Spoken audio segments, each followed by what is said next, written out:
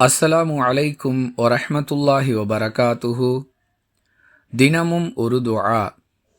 கடமையான ஒவ்வொரு தொழுகைக்கு பிறகும் யார் ஆயத்துல் குர்சியை ஓதி வருகிறாரோ அவர் சுவனம் செல்வதற்கு மரணத்தை தவிர வேறு எதுவும் தடையாக இல்லை என்று ரசூலுல்லாஹி ஸல்லல்லாஹு அலைஹி வஸல்லம் அவர்கள் கூறினார்கள். நூல் இமாம் நஸஈ அவர்களுடைய சுனனுல் குபுரா, பாகம் 6, பக்கம் 30. ஆயத்துல் குர்சி என்பது திருக்குரானுடைய 2வது அத்தியாயத்தின் 255வது வசனம்.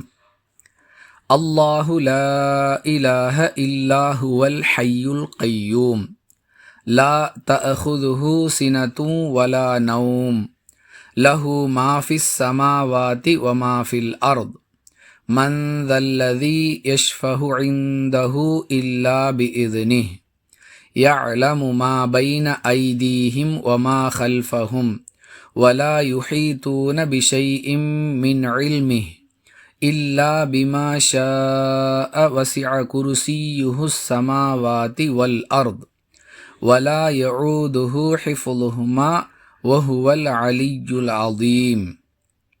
இதை மனனம் செய்து ஒவ்வொரு கடமையான தொழுகைக்கு பிறகும் ஓதி வருவோம், சுவனம் செல்வோம்.